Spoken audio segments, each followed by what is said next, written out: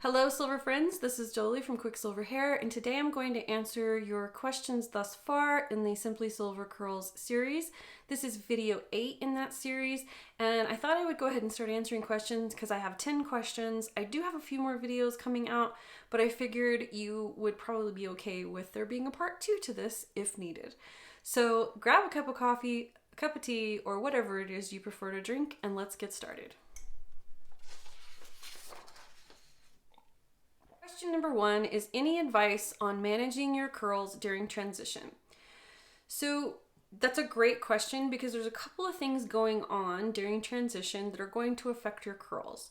One is you will want to make sure that the hair below the demarcation line is staying well conditioned. You want to make sure you're using a really good nourishing deep conditioner, because one of the things that you're doing when you're dyeing your hair regularly is because most of the dyes now contain nourishing ingredients like conditioning agents and oils, you're getting a little bit of a treatment while you're getting your hair dyed. That's why it looks so shiny and silky and beautiful with a fresh dye. Once you stop doing that though, that hair will start to get drier, it will start to look more damaged, so you want to make sure you're introducing those nourishing ingredients back in without the dye. So deep conditioning is a wonderful way to do that. Another thing to start doing now is look through all your products and make sure you're not using anything that could possibly be staining your new silver hair. So a lot of curly girl products have a yellow tint to them, a green tint to them. Some have a pink tint or an orange tint. You want to start moving those products out of your lineup so you don't stain your hair before you've even grown it out. I made that mistake. I had my hair completely grown out and I continued to use a product that I had been using while I dyed my hair, and I ended up staining my hair like within a year of growing my hair all the way out. So that's one of my best tips there for managing your curls while you're transitioning. Another thing to keep in mind is that you have 2 different curl patterns going on because most people, their curl changes with the damage from the dye. So once you ditch the dye, you're gonna get your 100% virgin natural curl coming out, which might feel and be a little bit different than your dyed curls. This was true for me. My hair actually liked dye, so my hair was a little bit more curly with damage. So I had to kind of relearn how to care for my hair with it being low porosity, virgin, and undamaged, and it got silkier and softer as it grew out. Question number 2. Any tips for getting curls and waves up to the scalp? So here's the thing. Your hair grows out of the follicle depending on the shape of the follicle. So the follicle shape is what dictates what pattern your hair grows out of the follicle. So you can only, mitigate how that looks at the root to a certain point because it's just naturally going to do what it naturally does. If you have curl coming right out at the roots, then it's going to be curlier at the roots. For those of us with wavy hair, low porosity hair, and virgin hair that is, no dyes or anything, silky roots are a thing. I say go follow Atoya Base on IG. She does a lot on this topic because she also has silky roots, and I have silky roots. That's why my hair is pretty flat right in here. In my last video on gel, I kind of go over how to get volume and how to get root lift in that video, so go check that video out if you missed it. But in all reality, your hair is going to grow out of your head the way it grows out of your head, and some curl patterns, the longer they are, the curlier they get. So it may take a while before that curl rotation begins. Like that's what happens with my hair. It takes a few inches before that curl starts to rotate. That is just kind of the type of hair you have. One of the things you can also do is add volumizing products to your lineup and make sure that you're getting them evenly distributed through all of your hair, and that may help with giving a little lift and the illusion that you have a little bit more curl at the root. I hope that helps. I know that may not be the answer you were looking for, but in all reality, that's the truth of the matter. The third question is, my biggest question would be about the color of products and their effect on our silver hair. There's this new leave-in I want to try, but it's naturally pink. So will that color my hair like products that actually have dyes? So when I looked into this product, because I did ask this follower what they were looking at, the ingredient that was giving it a pink color was hibiscus fruit, which is an actual natural fruit and vegetable dye. So yes, that product would potentially stain your hair over time, especially if you were leaving it in. And since it was a leave-in, it would be being left in and potentially tinting the hair pink over time. As I mentioned in the first question, any product that has added dyes, so you want to look for dye number, blah, blah, blah, and the color following it. Usually it'll be yellow, red, orange, blue, purple, whatever. I have a post on ingredients and I go into a little bit about dyes there. But there are many dyes added to products, and those dyes can influence the color of your hair. There are also natural extracts, as in this case, it was hibiscus fruit, powdered hibiscus fruit, which is a very, very intense pink color. They use hibiscus fruit to dye fibers and to tint products. So yeah, you want to make sure that you are avoiding products that have intense colors or have intense dyes in them. So I am pretty strict about this in my own product lineup, and then I have had clients come to me and they've had some weird tint going on, and we've found one of those dyes in a product that we didn't expect to find it in. So it is important to read your labels. I use the magnifier on my phone. I will read my labels that way since most labels are so small you cannot read the ingredients. And I always check the ingredients. Dyes are normally at the end of the product, but when it comes to extracts, it can be anywhere in the product. So you want to read through the entire list. And if you are suspicious of a product, send me an email. I will check it out and I will try to help you out there. But there are also oils that can stain your hair, like avocado oil, olive oil, hemp oil in particular. Those are all oils that can kind of turn your hair green. So I definitely would say avoid those products, especially neat. Or if the product is tinted like that, there's a couple of products that have avocado oil in them and they have a green tint to them. So I just say, stick to the white or clear rule where possible, but you don't have to be 100% strict with that because some products are never going to discolor your hair. It's just that's the color of the product itself. And maybe it's in the shampoo and you're going to rinse it out and it's not going to be on your hair forever. So I wouldn't worry about it too much in that case. Anyway, moving on. The fourth question is, what is protein overload? Well, it's a made up thing. There's no such thing as protein overload. I've even talked to hair chemists about this directly.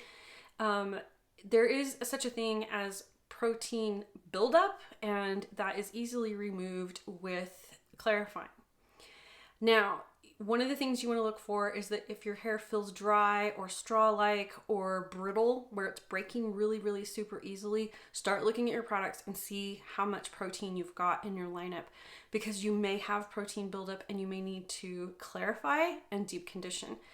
It is that simple though. You should only need to clarify your hair and add in a deep conditioner that is low protein or no protein, and that should solve the problem. Now, you can have a sensitivity to proteins, just like you can have a sensitivity to aloe or glycerin. I have an issue with proteins with my hair. They tend to cause my hair to get a little bit frizzy, and they can also cause my hair to lose its curl pattern. It will start to straighten out if I'm using something like keratin or wheat protein. That is a particular issue to me. That's not everybody, and you don't have to avoid proteins in your hair lineup just because one curly influencer has an issue with proteins. This brings me to question number 5. Should I avoid proteins, glycerin, aloe, etc.? No, really you shouldn't avoid any ingredient in a hair care product unless you know that it causes issues for you. It can be very difficult to tell what ingredient is specifically causing you an issue. I had to keep a spreadsheet to start trying to see if my hair reacted this way and this way and this way and this way, and it had this product, or it had this ingredient, this ingredient, and this ingredient. I kind of deduced what was going on. For me, I did figure out that glycerin was a little bit of an issue, and then if I added protein to that, there could be some major flash drying. So your hair will tell you if it's reacting to an ingredient. It might be the product, because a great formula may defy all reason and be fine. You might find a product that has glycerin in it that you can use all the time, and the product, next to it on the shelf that's from another brand, and is also the same type of product can have glycerin in it and you can't use it at all. So it really can depend on the formulation. Products that are thoughtfully and well crafted, generally you're not going to have issues with them because we are in a blessed time now where companies are making fabulous products for curly hair and they're doing it knowledgeably. Keep that in mind too, because if you want to try something, try it. You never know. You might be pleasantly surprised how well a product will work for you, especially a product that's specifically designed for wavy and curly hair. Question number 6, how do I know if I have over moisturized my hair? So on the low end of over moisturizing, your hair will feel a little bit limp. The curl will fall out kind of quickly and it will feel kind of loose. It's just not going to be responding the way it normally would. On the extreme end of moisture overload, this is called high growth fatigue, and this is an issue where you have blasted the cuticle open and it is grabbing all the moisture it can and it's swelling and then it shrinks back down and then it swells again, and the fatigue part comes from that the hair is not supposed to swell and shrink that much and it becomes tired basically, and you have put too much moisture in your hair. This is extremely difficult to do to your hair, so this isn't something I particularly worry about, especially with silver hair. I would more worry about this for you if you had bleached hair. So if you are in transition and you did gray blending and bleached your hair, you want to be careful to not use deep conditioners too often and get to where you're trapping too much moisture in your hair and then it's, losing that moisture just as rapidly. So just be really careful with that. I don't think it's a very common issue. If you are using well-balanced products and you're using them correctly, you're not leaving them on your hair overnight or anything like that, you're probably going to be just fine. So question number 7 is, should I leave my conditioner in my hair and skip leave-in? So this is kind of an intuitive thing. You have to feel it out and see how it works for you. But honestly, I don't think the CGM practice of leaving conditioner in your hair that was not designed to be left in is a good idea. From a chemical standpoint, from the chemistry side of developing these products, the conditioner is built with a specific pH and a certain amount of conditioning agents and water that are all in balance to be rinsed out. And then your leave-in is specifically designed to have its specific pH, and the product is designed to be left in the hair. So my method here is leaving conditioner in my hair, and skipping leave-in was never really that great for me because the conditioner was always too heavy. So I rinse my scalp, and whatever I have rinsed off of my scalp and the water that runs through my hair while I'm doing that and, getting the conditioner off my scalp, that's all I worry about. So usually there is still some conditioner left in the lengths of my hair, which is fine because in the length of your hair, you're allowing that conditioning agent to kind of hang out. And of course, at this point, it's probably married with some water a little bit and it's not as strong and potent as it was when you first applied it to your hair. So there's kind of a percentage rule here. You can, leave 5% in, you can leave 95% in. But if you have any scalp irritation whatsoever or any scalp condition whatsoever, do not leave conditioner on your scalp. Make sure that you are rinsing it out and making sure that you're not gonna, cause any further issues with your scalp. Number 8 is a great question. What type of curly cut do you recommend? Diva, Rizos, Huidad, etc. Well, I have never had a curly specific haircut. Where I live, the stylists just don't get the training for that here. Usually we have to have somebody come from somewhere else. They've moved here, say they've lived in New York or whatever, and they've picked up that training while there. Some of these cuts are levels. The training is in levels 1, level 2, level 3. And, there's sometimes people will say they cut Diva Cuts and they only took one weekend class and went through level 1. So they may not actually have a full view of how to cut curly hair and each person's type of curly hair for them. That is my biggest problem with these cuts. Some of these cuts are for very specific types of curl patterns, so they can't be great for everyone. For me, I don't really need a curly specific haircut because I have such wavy hair. So I don't think you should, race off and try to pay extra for these cuts. I will say if you find someone that does curly specific cuts, go for the person that has trained in multiple types of curly cutting techniques, because they will approach your hair as your hair and not approach your hair with the haircut, right? They're not coming at you with Diva Cut and Diva Cut only. And your hair may not be great with a Diva Cut. Same goes for Rizos and Weed Ad and all of the others that have now popped up. I hope that answers your question.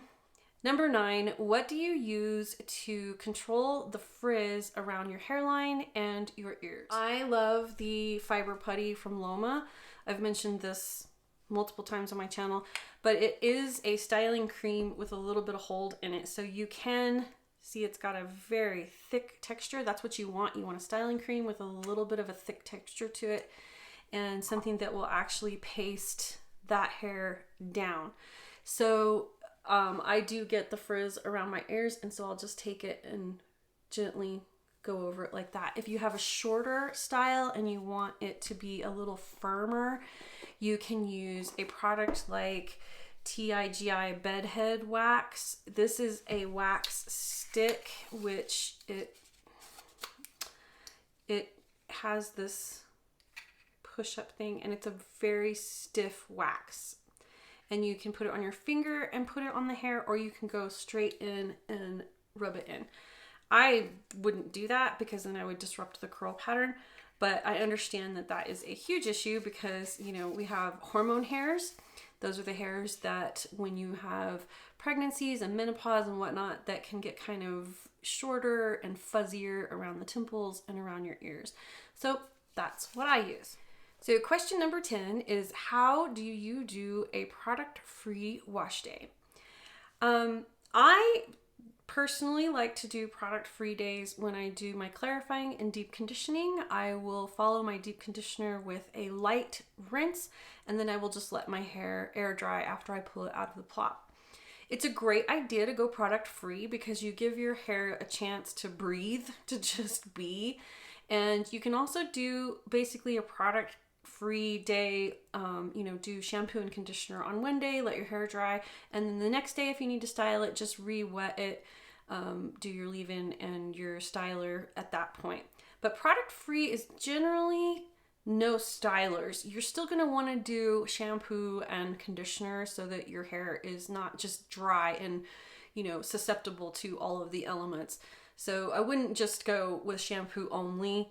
I think that would probably make a mess of curly hair, and you probably want to avoid that. So that's it for this video. Thanks for being here. Thanks for submitting your questions to me. I hope I answered one of your questions. If you have more questions, please drop them in the comment sections below. And as always, anything that I've mentioned in this video that, has a link to it will be in the description box below. If you liked this video, please give it a thumbs up. And if you haven't subscribed to my channel already, please do so now because I would love to see you next time. Shine on!